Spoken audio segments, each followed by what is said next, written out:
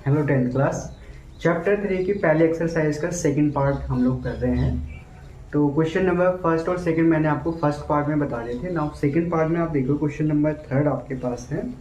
On computing the ratio a1/a2, b1/b2 and c1/c2, find whether the following pair of linear equations are consistent और inconsistent. तो हमें बताना है system of linear equation जो given है वो कंसिस्टेंट है या इनकंसिस्टेंट है। फर्स्ट ऑफ ऑल आपको जो है कॉन्सेप्ट, जो मेन कॉन्सेप्ट है वो याद रखना है। मैं भी बताऊंगा आप लोगों को। उस कॉन्सेप्ट पर बेस आपको ये 5 के 5 पार्ट जो है सॉल्व करने हैं। तो मैं इसमें 2 पार्ट सॉल्व करूंगा, एक इजी वाला और एक जो टफेस्ट वाला है, और बाकी पार्ट आप उसके सिमिलर आप सॉल्व कर लीजिएगा, ठीक है ना। तो कॉन्सेप्ट क्या है, पहला मेन कॉन्सेप्ट पे फोकस करना है। कॉन्सेप्ट ये है हमारे पास कि जैसे दो लीनियर इक्वेशंस हैं, पहली है a1x b1y plus c1 equal to 0, पहली इक्वेशन ये है। दूसरी है a2x plus b2y plus c2 equal to 0। ये दो इक्वेशंस हमारे पास है। तो सिस्टम कंसिस्टेंट कब होगा? कंसिस्टेंट होने के ना दो ही तरीके हैं। या तो जैसे ये है ना कंसिस्टेंट, पहला केस ले रहे हैं, इसमें कंसिस्टेंट में दो केस होंगे। देखो पहला केस होगा कि a1/a2 का जो रेशियो है वो does not equals to b1/b2 है। तो अगर आप पार्ट 1 में देखेंगे ना, मैंने आपको क्वेश्चन नंबर 2 बताया था कि अगर ये रेशियो सेम नहीं आते हैं तो लाइन इंटरसेक्ट करते हैं, मतलब सॉल्यूशन होता है। वो सॉल्यूशन जो है यूनिक सॉल्यूशन होता है, एक ही सॉल्यूशन होता है। मतलब तो सॉल्यूशन तो है हमारे पास। तो जब भी सॉल्यूशन होता है तो ऐसे सिस्टम को हम कहते हैं कंसिस्टेंट। याद रखना है, कंसिस्टेंट का मतलब होता है कि सिस्टम का सॉल्यूशन है, चाहे एक है चाहे इनफाइनाइट है ना। तो ये हो गया यूनिक सॉल्यूशन। जब ये केस था, कल क्वेश्चन नंबर 2 में भी हमने करा था, तो सॉल्यूशन है इसलिए कंसिस्टेंट है। दूसरा केस कब होता है? जब a1/a2 का रेशियो b1/b2 के इक्वल हो, और ये जो है c1/c2, मतलब ये तीनों रेशियो एक दूसरे के इक्वल आ जाए, तो हम कहते हैं कि तब भी सिस्टम कंसिस्टेंट है। क्यों? क्योंकि ऐसे केस में जो लाइंस है वो ओवरलैप कर रही थी, याद है, एक दूसरे के ऊपर आ जा रही थी। तो सिस्टम ओवरलैप करता मतलब इनफाइनाइट सॉल्यूशन हो गया, ठीक है। क्या हो जाएंगे? इनफाइनाइट सॉल्यूशन हो जाएंगे। याद रखना है सारे सभी बच्चों को, है ना। तो हमारे पास दो केस आ गए कंसिस्टेंट के, मतलब या तो ये होना चाहिए या फिर ये होना चाहिए, तो सिस्टम कंसिस्टेंट हो जाएगा। एक सेकंड, मैं थोड़ा माइक ऑन करना शायद भूल गया, ठीक है। तो मैं क्या कह रहा था आपसे, मैंने कहा कल जो हमने करा था पार्ट 1 आप जरूर देख लीजिएगा। उसमें मैंने ये चीज़ें डिस्कस करी हैं कि लाइन इंटरसेक्ट करते हैं, यूनिक सॉल्यूशन। लाइन अगर एक दूसरे को ओवरलैप करते हैं तो इनफाइनाइट सॉल्यूशन, कोइंसिडेंट वाला केस याद है। तो दोनों केस में सॉल्यूशंस हैं, इसलिए सिस्टम क्या हो गया? कंसिस्टेंट हो गया। नाउ इनकंसिस्टेंट कब होगा? इनकंसिस्टेंट में देखो आपके पास एक ही केस है कि अगर a1/a2 जो है इक्वल टू हो जाए b1/b2 के, बट ये रेशियो c1/c2 के इक्वल नहीं होना चाहिए। तो ऐसे केस में लाइंस पैरेलल हो गए थे, याद है। तो जब पैरेलल लाइंस आती हैं तो ये केस था, और इसमें कोई सोल्यूशन नहीं है, क्योंकि देखो पैरेलल लाइंस क्या होते हैं, कहीं पे भी एक दूसरे को इंटरसेक्ट नहीं करती हैं, है ना। पैरेलल लाइंस बताई थी ना कल, जैसे ट्रेन की पटरियाँ होती हैं एक दूसरे के पैरेलल, तो दोनों लाइन के बीच कोई भी कॉमन पॉइंट नहीं है, मतलब सिस्टम का कोई सॉल्यूशन ही नहीं है, ठीक है। तो ये 3 केस जिन बच्चों को याद होंगे वो इस क्वेश्चन को इजीली कर लेंगे। तो अब आते हैं पहला क्वेश्चन पकड़ते हैं। इसमें पहला क्वेश्चन क्या दे रखा है, बस ये कॉन्सेप्ट आप नोट कर लीजिए कॉपी में और देख लीजिए इसको।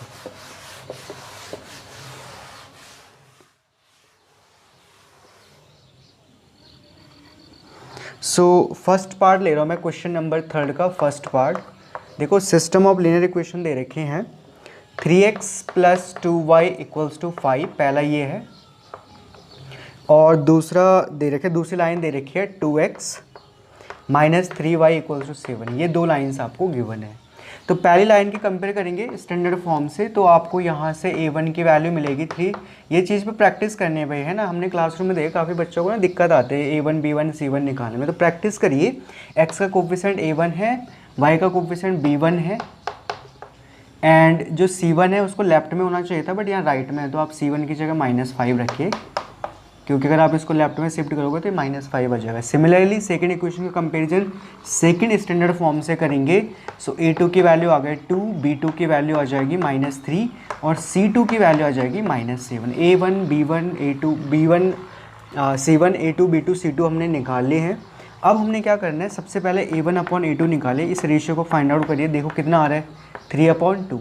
फिर आप b1/b2 निकालिए, 2/-3। अब आप यहीं पे देख लो, C1 C2 निकालने की ज़रूरत ही नहीं पड़ रही, ये दोनों ही अनइक्वल आ रहे हैं। A1/A2 does not equals to आ रहा है B1/B2 के, क्योंकि ये नेगेटिव और ये पॉजिटिव है और ऊपर से ये 3/2 और ये 2/3 है। इट मीन्स पहला केस हो गया जिसमें लाइन इंटरसेक्ट करते हैं, सॉल्यूशन है, यूनिक सॉल्यूशन है। तो जब सॉल्यूशन होता है तो सिस्टम को हम कहते हैं कंसिस्टेंट। तो ये पूछा था उसने कि सिस्टम कंसिस्टेंट है कि नहीं है, तो आपको हो गया यस, सिस्टम क्या है, कंसिस्टेंट है। ठीक है, तो इस तरीके से करना था। 2 नंबर में क्वेश्चन आता है, होप आप ये कर लोगे। तो एक पार्ट तो मैंने कर लिया, अब इजी वाला हो गया, टफ वाला करता हूँ मैं। 5th पार्ट है ना, 5th पार्ट देखिए, इसमें दे रखा है 4/3x + 2y = 8 और दूसरे सिस्टम दे रखा, दूसरी लाइन दे रखी है 2x + 3y = 12, ये दे रखा आपको। सो आपने क्या करना है इसमें ना, अब इसमें कन्फ्यूजन, या तो आप सीधे डायरेक्टली कंपेयर कर लो, ठीक है, कर सकते हो, ऐसा नहीं है। आप देखो इसमें इस पहली लाइन पे फोकस करो, आप x का कोफिशिएंट 4/3 है, तो a1 की वैल्यू आ गई 4/3, b1 की वैल्यू आ गई, y का कोफिशिएंट देख लो 2 है ना, और c1 क्या है, इस 8 को यहाँ शिफ्ट कर लो -8। सिमिलरली दूसरी इक्वेशन से देखो, a2 की वैल्यू निकालो, a2 कितना आ जाएगा, x का कोफिशिएंट देख लो 2, b2 कितना आएगा, y का कोफिशिएंट देख लो 3, और c2 की वैल्यू कितनी आ जाएगी, इस 12 को यहाँ लेफ्ट में शिफ्ट कर लो -12। आगे हमारे पास सारे के सारे ये a1 b1 c1 a2 b2 c2। क्या करना है, रेशियो निकालना है। तो ऐसा करते हैं, थोड़ा सा मैं ये ऊपर वाला पार्ट डिलीट कर देता हूँ यहाँ से।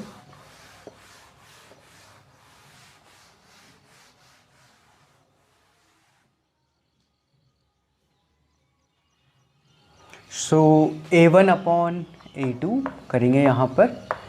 सो ये देखो a1 की वैल्यू है 4/3, ऐसा लिखना है, और अपॉन में a2 करेंगे, a2 की वैल्यू है 2। अच्छा, अब इसको सॉल्व कैसे करना है, फ्रैक्शन अपॉन नंबर है, तो फ्रैक्शन का डिनोमिनेटर नीचे मल्टीप्लाई हो जाएगा। अब आप ऐसा करिए, 2 से इसको कैंसिल करिए, तो ये आ रहा है 2/3। आगे a1/a2 की वैल्यू, b1/b2 निकालो, देखो कितना आता है। सो b1 कितना था 2, अच्छा, और b2 कितना है 3, सो ये कितना आ रहा है 2/3, सेम आ गए ना दोनों के दोनों। अब आपको c1/c2 निकालने की भी ज़रूरत है, देखो कितना आता है, c1 है -8 एंड c2 है -12। सो माइनस से पहले माइनस कैंसिल, अब इसको 4 से कैंसिल करो, 4 2 = 12, 4 2 = 8, 4 3 = 12, सो ये आ गया 2/3। अब आप देखो a1/a2 2/3, b1/b2 2/3, c1/c2 2/3। तो केस आपका कौन सा आ गया, तीनों रेशियो सेम है। तो पहले आप इसको लिख लो कि भाई हमारे पास क्या आया, a1/a2 की वैल्यू आ गई b1/b2 के इक्वल, जो कि इक्वल है c1/c2 के। सारे रेशियो इक्वल आ रहे हैं। तो इसमें जो लाइंस हैं वो कोइंसिडेंट हो गए, मतलब ओवरलैप हो गई हैं, तो सिस्टम के इनफाइनाइट सॉल्यूशंस होंगे, है। तो जब भी इनफाइनाइट सॉल्यूशन, मतलब सॉल्यूशन तो है ही है उसके पास, तो सिस्टम क्या हो गया, कंसिस्टेंट। तो आप यहाँ पे लिखोगे सिस्टम क्या है, कंसिस्टेंट है। और मैं इसके पीछे का रीजन भी रिपीट कर रहा हूँ बार बार, ताकि क्योंकि इसमें सारे क्वेश्चन एक जैसे लगते हैं ना, थोड़ा थोड़ा जो है केवल टर्म्स अलग हैं, बाकी प्रोसेस सबका सेम है। तो कंसिस्टेंट का मतलब क्या हुआ, इनफाइनाइट सॉल्यूशन। और अगर आपको इसको ज्योमेट्रिकली पूछा जाए कि भाई ज्योमेट्रिकली क्या मीनिंग है, तो आप बोलोगे ज्योमेट्रिकली इसका मीनिंग है कि दोनों लाइन ओवरलैप हो गए, जैसे एक लाइन है इसी के ऊपर दूसरी लाइन आ गई, कोइंसिडेंट हो जाना है ना, कोइंसिडेंट हो गए लाइन। तो इस तरीके से करना था इस क्वेश्चन को। तो क्वेश्चन नंबर 3 के फर्स्ट और 5th पार्ट मैंने बता दिए, बाकी पार्ट आप ट्राई करिए। कोई क्वेश्चन फिर भी अगर आपके से नहीं होता है तो कमेंट सेक्शन में मुझे पूछ सकते हैं आप लोग। बढ़िया, फिर आगे क्वेश्चन नंबर 4 पे चलते हैं। तो इसमें देखो ये भी सेम क्वेश्चन है, सिमिलर क्वेश्चन है, कुछ चेंज नहीं कर रखा उन्होंने। Which of the following pair of linear equations are consistent और इनकंसिस्टेंट। तो पहले तो आपको ये पता करना है, तो सेम तरीके से पता करोगे consistent inconsistent. If consistent then obtain the solution graphically. अब ग्राफ कैसे बनाना है, कल याद होगा, फर्स्ट पार्ट आपको जरूर देखना है मेरा। फर्स्ट पार्ट में मैंने पहले क्वेश्चन के दोनों पार्ट कर रखे हैं ना, तो दोनों में ग्राफ मैंने बनाना आपको सिखाया, कैसे ग्राफ प्लॉट करना है। तो आई होप ये कर लोगे आप इसको, बेवजह टाइम वेस्ट नहीं करते हैं इस पर। थोड़ा सा अगर आप पीछे जाके देखोगे तो आपको दिख जाएगा कैसे ग्राफ बनाना है। बड़ो क्वेश्चन नंबर 5th पे चलते हैं। Half the perimeter of a rectangular garden whose length is 4 metre more than its width is 36 metre find the dimension of the garden. अच्छा क्वेश्चन है। देखो गार्डन की जो पेरीमीटर है, रेक्टेंगुलर गार्डन है, उसके पेरीमीटर निकालने, उसका हाफ करना है और गिवन कंडीशन यूज करनी है। जिस बच्चे ने ये कर लिया, थोड़ा सा क्वेश्चन आसान है, हो जाएगा।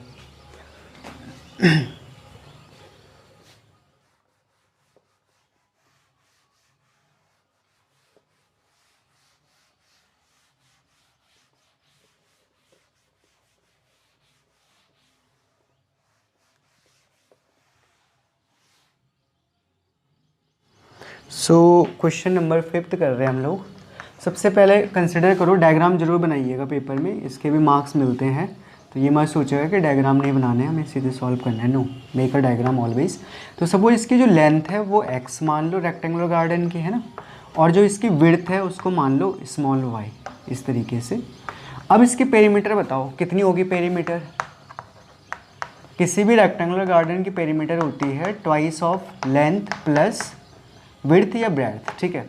तो ट्वाइस ऑफ, यहाँ पे लेंथ हमारी x है और विड्थ हमारी y है, बट उसने कहा हाफ ऑफ पेरीमीटर। तो हाफ ऑफ पेरीमीटर कितना होगा, हाफ ऑफ पेरीमीटर, पेरीमीटर का आपने हाफ करना है, मतलब ये 2 यहाँ से हट जाएगा, x प्लस वाई हो जाएगा। तो ये x प्लस वाई कितना दे रखा है उसने क्वेश्चन में, 36 दे रखा है। इसका 36 है इसकी वैल्यू। तो आप यहाँ से एक इक्वेशन ये बना लो कि x प्लस वाई की वैल्यू जो है वो 36 है, पहली इक्वेशन बना लो। अच्छा, अब उसने बोला कि जो लेंथ है वो 4 मीटर मोर देन है इट्स विड्थ। तो लेंथ हमारी x है according to the question, length x is equals to 4 more than, so 4 plus Y करना पड़ेगा विड्थ। तो यहाँ पे बच्चे क्या करते हैं, 4 इंटू वाई कर देते हैं, पता नहीं किस में रहते हैं लोग, कैसे सोचते हैं। 4 मोर देन का मतलब होता है 4 ज़्यादा, ना कि 4 गुना। 4 टाइम्स नहीं बोला है, तो अंडरस्टूड करो। 4 टाइम्स का मीनिंग होता है 4 से मल्टीप्लाई करना। 4 मोर देन या 4 एक्सीड अगर बोला है, इसका मतलब आपको 4 प्लस करना पड़ेगा, 4 ज़्यादा है। तो ये आगे हमारे पास इक्वेशन नंबर 2। अब इसने बोला कि लेंथ और विड्थ निकालो। अभी क्वेश्चन देखो, अगर आप इसको करोगे, अभी तक आपने इसको सोल्यूशन नहीं पढ़ा है, एक्सरसाइज अभी तक जो एक्सरसाइज हो रही है हमारी पहले वाली, इसमें सोल्यूशन जिक्र नहीं है। मेनली जो सोल्यूशन आएंगे एलिमिनेशन मेथड, सब्स्टिट्यूशन मेथड, वो आएंगे आपके पास अगली वाली एक्सरसाइज में, है ना। लेकिन यहाँ पे जो सोल्यूशन है वो है ग्राफिकल सोल्यूशन। अब या तो आप इनके ग्राफ प्लॉट करो, लेकिन ऐसा नहीं करना, आप ऐसा करो इसमें, क्योंकि मेथड का जिक्र नहीं कर रखा, तो आप इसको सब्स्टिट्यूशन या एलिमिनेशन मेथड से सॉल्व कर लो। तो आप ऐसा कर सकते हो, आप सब्स्टिट्यूशन मेथड लगाइए, मैं अभी जिक्र करूँगा, अगले वाले जो टॉपिक होगा हमारा उसी पर बेस्ड होगा। पर कोई बात नहीं, जब आप सीख जाओगे तो कोई ऐसा, जब जिस क्वेश्चन में मेथड स्पेशली नहीं बोला गया है कि कौन सा मेथड लगाना है, उसमें आप कुछ भी लगा लो। हाँ, अगर स्पेशली बोला गया होगा तो आपको वो मेथड यूज करना है। तो आपने क्या करना है, यहाँ से एक्स की वैल्यू सब्स्टिट्यूट करनी है फर्स्ट इक्वेशन में। So put value of x from 2 into 1, 1 में पुट करेंगे यहाँ से x की value. So 4 plus y equals to आ गया 36। सो 4 plus 2y equals to 36, 2y की वैल्यू आ जाएगी 32 और y की वैल्यू यहाँ से आ जाएगी 16 मीटर। तो उस रेक्टेंगुलर गार्डन की जो विड्थ है वो 16 मीटर है, 16 मीटर है। अब ये 16 आपको यहाँ रखना है इक्वेशन नंबर 2 में लेंथ निकालने के लिए फ्रॉम 2। तो हम x y की वैल्यू यहाँ प्लग कर देंगे, सब्स्टिट्यूट कर देंगे। सो 4 प्लस 16, तो x की वैल्यू आ जाएगी 20 मीटर, ठीक है। x की वैल्यू क्या आ रही है, 20 मीटर। तो उसने बोला था रेक्टेंगुलर गार्डन की डायमेंशंस पता करो। तो डायमेंशन का मतलब होता है लेंथ और उसकी विड्थ। तो डायमेंशंस हैं हमारे पास, आप लिखोगे वहाँ पर एग्जाम में जब सोल्यूशन निकालो, तो लेंथ आप लिखोगे 20 मीटर, यूनिट जरूर लिखनी है अगर यूनिट दे रखी है, और विड्थ हमारे पास है कितनी, 16 मीटर। तो इतना अगर आप कर लोगे तो आपको फुल मार्क्स मिल जाएंगे। ज़रूरी नहीं है ग्राफिकल मेथड लगाना है, ग्राफिकल मेथड अभी तक क्योंकि उसी से कर रहे थे तो वो लगना था इसमें, बट क्योंकि स्पेशली क्वेश्चन में बोला नहीं गया है तो आप इस चीज़ का फ़ायदा उठा सकते हो, कोई ज़रूरत नहीं है ग्राफ का यूज करने की। चलो आगे वाला क्वेश्चन देख लो फिर। Given the linear equation 2x plus 3y minus 8 equals to 0, write another linear equation in 2 variables such that the geometrical representation of the pairs formed is, पहला है इंटरसेक्टिंग, दूसरा है पैरेलल और तीसरा है कोइंसिडेंट लाइन। सो बस ये कॉन्सेप्ट जो अभी मैंने आपको बताया ना, वो आपके दिमाग में अगर है तो ये क्वेश्चन आसान हो जाएगा। पर इसका यूनिक सॉल्यूशन नहीं होता है। जितने अगर कोई बच्चा कुछ अलग तरीके से सोच रहा है तो इसके डिफरेंट सॉल्यूशन हो सकते हैं, तो यूनिक सॉल्यूशन नहीं होता। मतलब आप ये नहीं कह सकते कि बगल वाले का सॉल्यूशन भी सेम होगा जैसे आपका है, अगर आप खुद से कर रहे हो, चीटिंग नहीं कर रहे हो तो। हाँ, चीटिंग कर रहे हो तो तब तो सॉल्यूशन सेम ही होगा।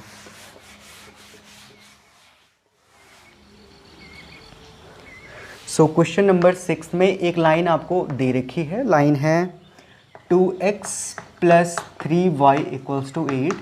हमें एक और लाइन बनानी है जो इसको इंटरसेक्ट कर रही है, इंटरसेक्ट करती है। तो इंटरसेक्ट करने के लिए हमें पता है, देखो कॉन्सेप्ट क्या था, a1/a2 does not equals to होना चाहिए b1/b2। तो आप इस तरीके से लो एक्स वाई के कोफिशिएंट कि ये रेशियो सेम ना हो, तो आप इनको इंटरचेंज करो। आप ऐसा करो 3x कर लो, 3 को यहाँ लेके जाओ, 2 को यहाँ लेके जाओ, 2y = 8। इसी की तरह बनाओ, कुछ ज़्यादा सोचने की ज़रूरत नहीं है। तो ये वो लाइन होगी जो इसको इंटरसेक्ट करेगी। पहला ये हो गया। दूसरा उसने क्या बोला था, पैरेलल होनी चाहिए। तो पैरेलल में अगर आपको याद होगा a1/a2 जो है वो इक्वल होना चाहिए b1/b2 के, बट c1 c2 सेम नहीं होना चाहिए भाई। तो इसमें क्या करना है, ये लाइन आप ऐसे रखना है, एज सच लेफ्ट वाला पार्ट ऐसे रखना, चेंज मत करना इसमें, और राइट वाले में चेंज कर देना। 8 की जगह यहाँ कुछ भी रख लो, 9 रख लो, है ना, बन गई लाइन्स बस।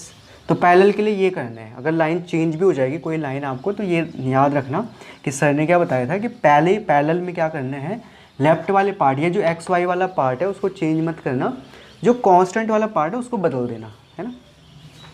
थर्ड पे चलो, इनफाइनाइट सॉल्यूशन पे चलना है हमें, इनफाइनाइट सॉल्यूशन। सो इनफाइनाइट में रूल याद रखो, a1/a2 की वैल्यू होनी चाहिए b1/b2 और ये होगा इक्वल टू c1/c2 के, तीनों रेशियो सेम होने चाहिए। तो गिवन इक्वेशन में या तो आप इसी को लिख लो, ठीक, सेम इक्वेशन, बट उसने बोला थोड़ा दूसरी इक्वेशन बनाओ तो थोड़ा सा ऑड हो जाता है कि वही इक्वेशन हम लिखें दोबारा। तो आप इस पूरी इक्वेशन में ना अपनी तरफ से कोई नंबर लेके मल्टीप्लाई कर लो। तो सबसे इजी नंबर है 2, आप इस पूरी इक्वेशन में 2 के मल्टीप्लाई करो। देखो 2 2 4x, 2 3 6y, और राइट में क्या है 2 8 16, ऐसे कर लो। तो आपके पास क्या आ जाएगा, ये इस क्वेश्चन के तीनों पार्ट का सॉल्यूशन इस तरीके से करना है। तो ऐसा कोई भी क्वेश्चन आएगा, रूल याद रखना, मैंने जो बताया है हो जाएगा, कोई बात नहीं है। 7th में कह रहा है draw the graph of the equation x - y this one, और दूसरी इक्वेशन दे रखी है, ग्राफ इनके प्लॉट करने हैं। Coordinate of the vertices of the triangle formed by this, और उसके बाद जो ट्रायंगल बनेगा एक्स एक्सिस के साथ उसके वर्टिसेस आपको लिखने हैं। तो देखो यहाँ पे तो मैं आपको अभी रफली बता दूंगा फिर से दोबारा से ग्राफ कैसे प्लॉट करना है, ताकि रिमाइंड भी हो जाए आपको, और लास्ट क्वेश्चन भी है तो अच्छी बात है। बट एग्जैक्टली कहाँ पे वर्टेक्स आएंगे, क्योंकि भाई यहाँ पे तो मेरे पास स्केल नहीं है तो मुझे नहीं आइडिया लगेगा। आपके पास ग्राफ पेपर होगा, आप वहाँ पर बना सकते हो।